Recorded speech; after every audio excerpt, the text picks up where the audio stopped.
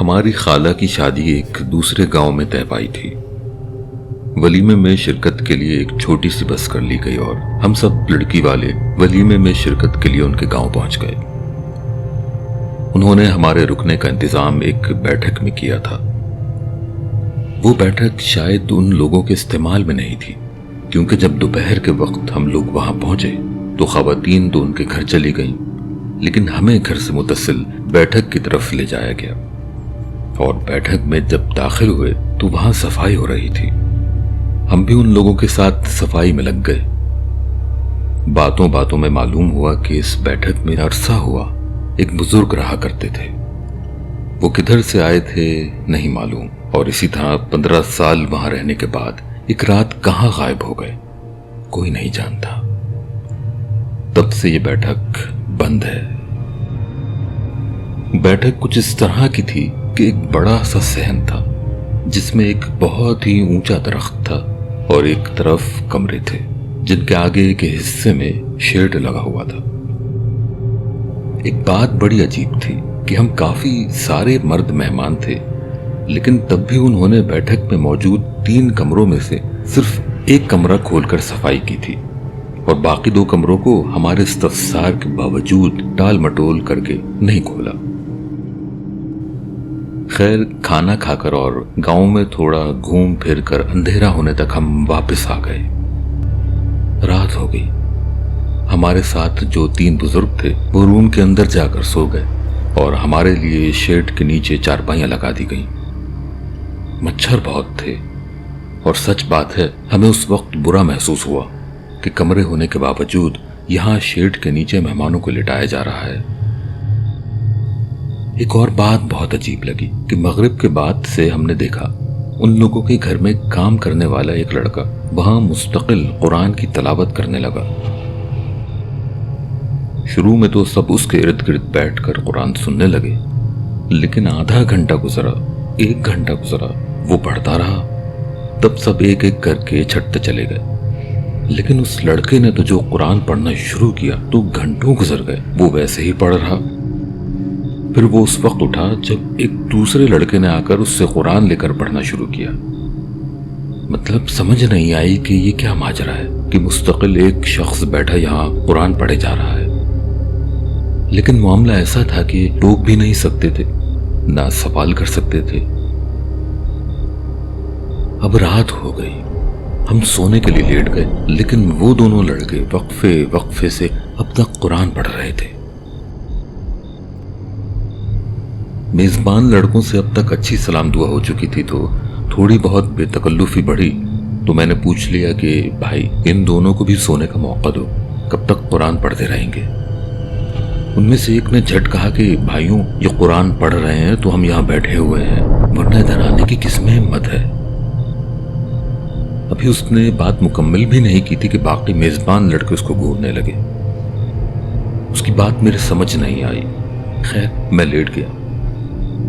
نئی جگہ تھی، اور پھر وہ دونوں لڑکے بآواز بلند تلاوت کر رہے تھے تو مشکل سے آنکھ لگی۔ آنکھ لگنے کی دیر تھی کہ مجھے سینے پر اتنا بوجھ محسوس ہونے لگا کہ گھبراہٹ سے آنکھ کھل گئی۔ آس پاس دیکھا، میزبان لڑکے ابھی بھی جاگ رہے تھے، قرآن کی تلاوت ابھی بھی ہو رہی تھی۔ میں نے ہمارے لوگوں کی طرف دیکھا تو وہ سارے سو رہے تھے۔ میں ادھر ادھر جائزہ ہی لے رہا تھا کہ تلاوت کرنے والا لڑکا اچانک کھڑا ہو گیا، اور اسی وقت اس بند کمرے سے اس طرح کی آواز آئی جیسے کوئی وزنی چیز گھسیٹی جا رہی ہو۔ وہ لڑکا بھی شاید اسی آواز سے ڈرا تھا۔ میزبان لڑکے بھی اس کے پاس جمع ہو گئے۔ میں جب ان کے پاس گیا، وہ لوگ مجھے باتوں میں لگا کر بیٹھک کے دوسری طرف لے گئے۔ وہاں ادھر ادھر کی باتیں ہونے لگیں، اور یوں کچھ ہی دیر میں فجر کی اذان کی آواز فضا میں بلند ہوئی تو نماز پڑھنے کے لیے سب کو جگا دیا گیا، اور وہیں بیٹھک میں جماعت کا اہتمام ہوا۔ جیسے ہی جماعت کھڑی ہوئی، اس کمرے سے آوازیں آنا بالکل بند ہو گئیں۔ چونکہ جماعت سے پہلے تک وہاں سے آوازیں آ رہی تھیں تو ہمارے بڑوں نے بھی وہ آوازیں سن لی تھیں، اور میرے چاچا نے میزبان لڑکوں سے اس بارے میں جاننا چاہا تو ان میں سے ایک لڑکے نے چاچا کو اکیلے لے جا کر کچھ بات بتائی، جس کے بعد چاچا نے دوبارہ اس بارے میں بات نہیں کی، اور ویسے بھی جماعت کے کھڑے ہونے کے بعد تو آوازیں آنا بالکل ہی بند ہو گئی تھی۔ پھر دن کی روشنی چڑھ آئی، ہم سب مختلف کاموں میں لگ گئے، لیکن میرے ذہن میں رات کی بات گھومتی رہی۔ دوپہر میں گھر کے باہر ہی ٹینٹ میں دعوت ہوئی، اور مغرب کے بعد جب ہماری واپسی ہوئی تو میں جان بوجھ کر چچا کے پاس جا کے بیٹھ گیا اور ادھر ادھر کی باتیں کرتے ہوئے کل رات ہوئی ساری باتیں ان کو بتائیں۔ پھر موقع دیکھ کر استفسار کیا، آپ بتائیے اس لڑکے نے آپ کو کیا کہا تھا اکیلے میں؟ چاچا نے بغیر رکے فوراً کہا، بیٹا وہاں بیٹھک میں کچھ اثرات تھے، ان لوگوں کو ہمیں وہاں رکوانے کے لیے کوئی موزوں جگہ نہیں مل رہی تھی، اسی لیے وہاں انتظام کیا گیا تھا، ورنہ وہ بیٹھک تو بند رہتی ہے۔ سنتے ہیں کہ کسی زمانے میں اس بیٹھک میں ایک بزرگ کی عارضی رہائش تھی، وہ روحانی علم سے لوگوں کی مدد کیا کرتے تھے۔ اس گاؤں ہی نہیں، دور دور کے گاؤں والے بھی ان کے پاس اپنے مسائل لے کے آتے تھے۔ ہمارے گاؤں تک بھی ان کا نام کا چرچا تھا، لیکن کبھی ان کے پاس جانے کا اتفاق نہیں ہوا تھا۔ وہ اپنی بیٹھک میں جنات کی حاضری کرواتے تھے، جنوں کو اتارتے تھے۔ بعد میں وہ بزرگ تو جس طرح گاؤں میں ایک دم سے ظاہر ہوئے تھے، اسی طرح ایک روز کہاں چلے گئے کوئی نہیں جانتا۔ کئی دنوں تک ان کا انتظار کیا گیا، لیکن جب نہ لوٹے تو بیٹھک میں موجود ان کا سامان وہیں کمروں میں محفوظ کر کے رکھ دیا گیا۔ آہستہ آہستہ بیٹھک میں رکنے والوں کو اندازہ ہوا یہ جگہ آسیبی ہو گئی ہے۔ جن کمروں میں بزرگ کا سامان تھا، مغرب کے بعد سے ان کمروں سے آوازیں آنا شروع ہو جاتی۔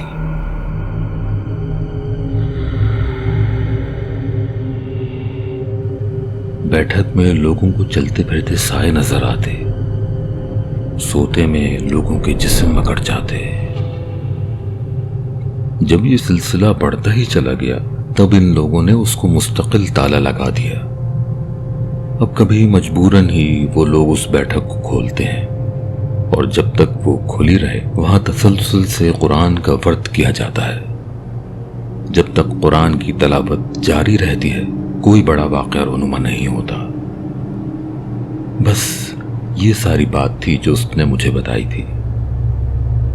اب ہم چونکے واپس اپنے گاؤں کو جا رہے ہیں تو اس بیٹھک کو دوبارہ سے تالا لگا دیا جائے گا، اور اب نامعلوم کب وہ بیٹھک دوبارہ کھلے۔ دوستوں، تو یہ تھا ایک بہت ہی پراسرار بیٹھک کا واقعہ۔ عمیر نے ہمیں یہ واقعہ بھیجا ہے جن کا تعلق لاہور سے ہے۔ عمیر میرے دوست، بہت بہت شکریہ، آپ نے اپنی یادوں سے ایک واقعہ ہمارے چینل کی نظر کیا۔ اندرون سندھ کے ایک گاؤں میں موجود اوطاق کا بھی واقعہ مجھے یاد آ رہا ہے، جہاں پر موجود ایک درخت پر بڑے شدید اثرات تھے۔ کبھی موقع ہوا تو ضرور آپ لوگوں کے ساتھ شیئر کروں گا۔ اگر آپ دوستوں کو عمیر کا واقعہ سپوکی لگا ہے تو کمنٹس سیکشن میں ضرور لکھیے گا۔ ویڈیو لائک کر دیجئے، چینل اپنے دوستوں میں شیئر کر دیجئے، اور سب کو بتا دیجئے کہ جو بھی اس چینل کو سبسکرائب کر لے گا اللہ پاک اس کو تمام شیاطین کے شر سے محفوظ رکھیں گے۔ یہ میری دعا ہے۔ صرف ایسا نہ ہو کہ آپ لوگ چینل سبسکرائب کر کے کسی ہانٹڈ ہاؤس میں گھس کر جنات کو للکارنے لگ جائیں۔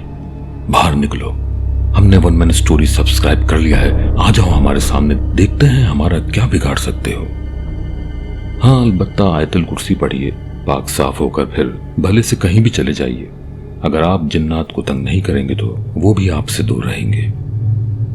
ابھی بھی چاروں قل پڑھیے، آیت الکرسی پڑھ کر دم کر لیجیے، کیونکہ اب تک جو ہم نے جنات کی باتیں کی ہیں تو یہ سب باتیں وہ بھی ہمارے پاس بیٹھ کر سن رہے ہیں۔ اب ایسا نہ ہو جب آپ اکیلے ہوں وہ خود کو آپ پر ظاہر کر دیں۔